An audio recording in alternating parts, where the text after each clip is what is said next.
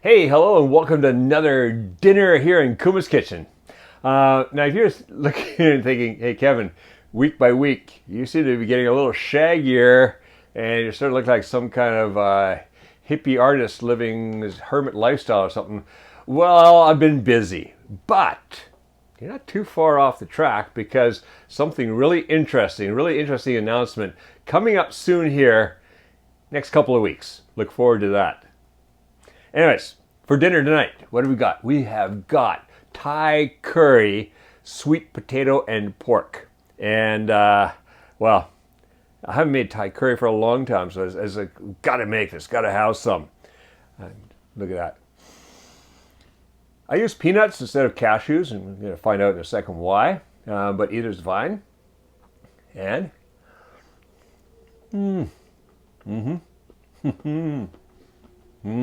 that's dinner tonight, and I'm really looking forward to that. All right, so easy to make. This is another one of those dinners you can make in under half an hour. So let's go in the kitchen and get going on that right now.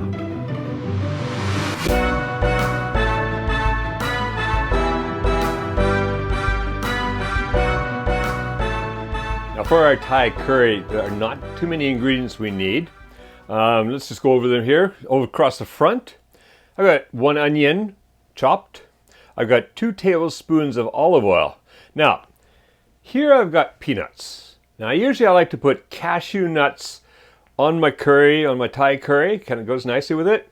However, Reiko is allergic to cashew nuts, so peanuts, just as good.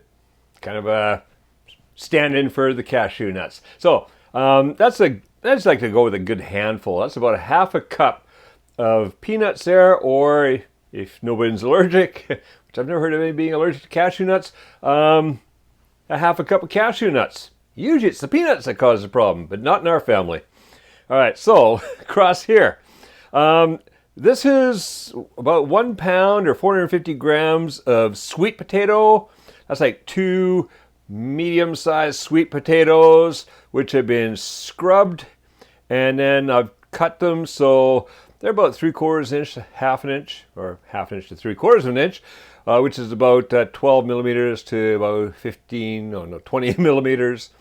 What was one dimension to be that like that half inch or 12 millimeters, because that's just so they cook about evenly. And over here I've got about 6 or 7. I believe today it's 6 because usually they come in a package of 6. Shiitake mushrooms cut thick.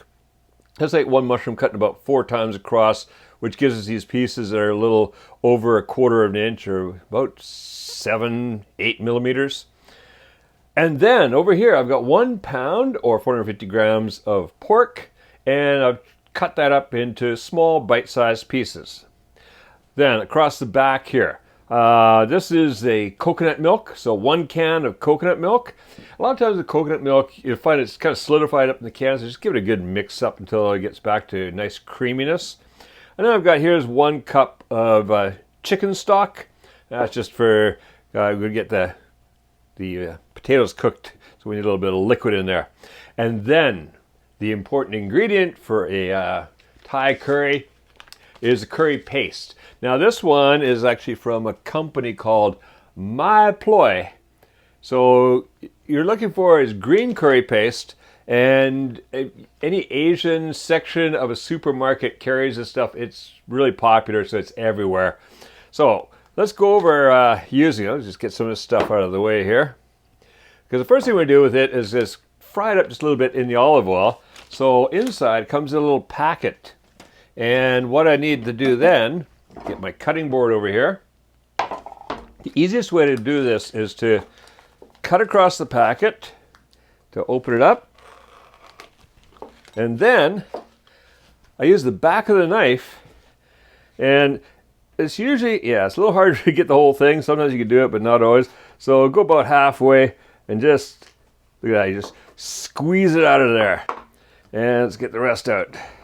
So just running the back of the knife across, you can get most all of it out of the package, not waste any. This is great stuff. It smells good too. Great smelling stuff. So get it all out there, and That's basically done it. All right, so we've got our tomato paste ready. Going to put the olive oil into the cast iron pan. I'm using a deep cast iron pan, giving it more depth for cooking everything in. All right, then medium heat. And as soon as that comes up to heat, in goes the curry paste. All right, that's looking pretty good, so give it a slide in there. Get all that curry paste in there. And then what I want to do is take my wooden spatula here and just kind of break it up a bit in the oil, mix it around. What we're going to do now, I'm going to cook this for about 1 to 2 minutes until it's all broken up and liquefied. That's the word I'm looking for. Liquefied, yeah. All right, so it's not going to take long at this heat. Probably just going to be a minute. I can hear it starting to sizzle already, so just kind of stir it around. And look at that. It's now already looking more like a paste than it was before. Before it was a very hard, dry paste. Now it's looking good to cook in.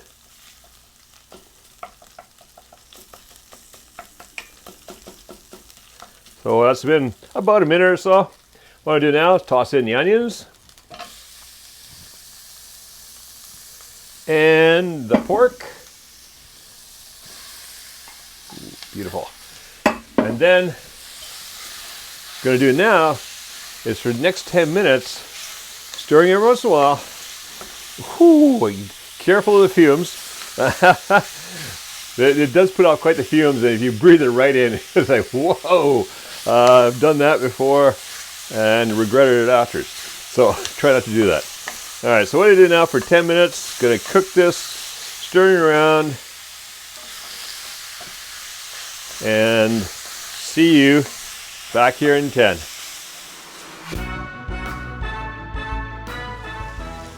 All right, it's been about 10 minutes, and oh, that pork is looking good. It's looking like I want to eat a piece right now.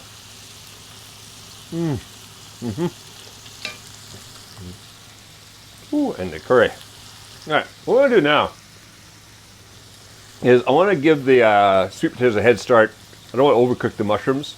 So I'm going to put the sweet potatoes in and cook them for about 10 minutes and then add in the mushrooms. That'll give these guys a chance to soften up. We're going to add in the chicken stock here.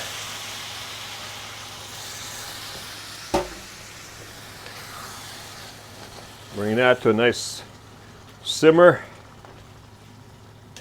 The cast iron's holding a lot of heat. It's already simmering. All right. So 10 minutes from now, come back and add in the mushrooms. See you then.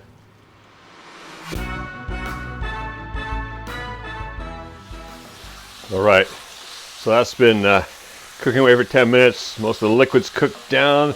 The sweet potatoes are looking good. So, what we do now, toss in the mushrooms. And I want to cook those mushrooms for like 3 minutes or so. Just enough to get them softened up a little bit, but not too much. And then we're going to add in the coconut milk. So see you back here in about 3 minutes.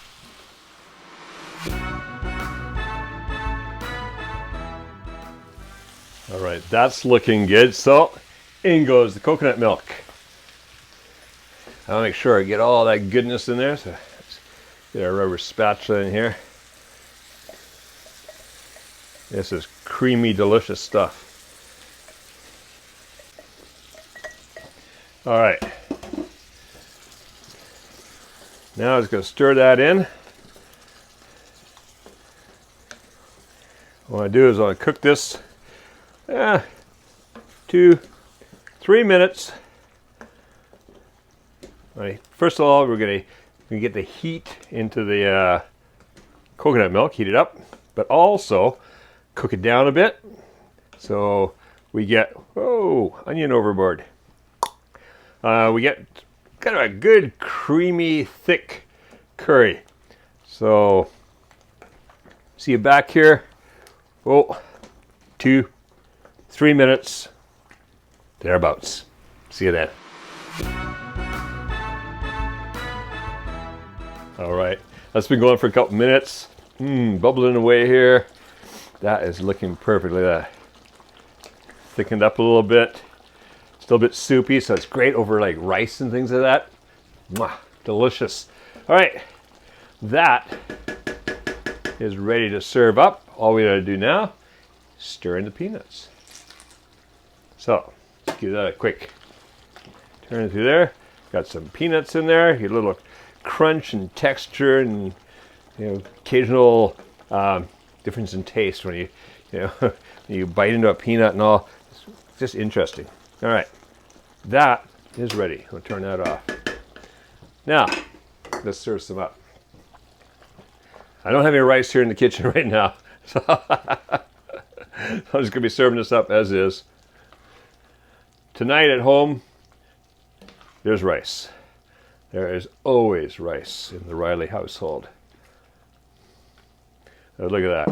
I mean, that can be eaten just like that too, because that is absolutely delicious. Get a spoon out and go for it.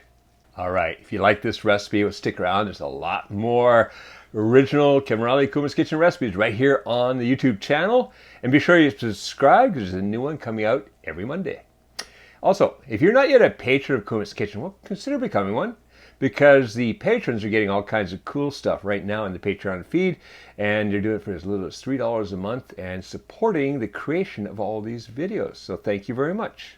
All right, now go make this and make cooking fun again with Kuma's Kitchen.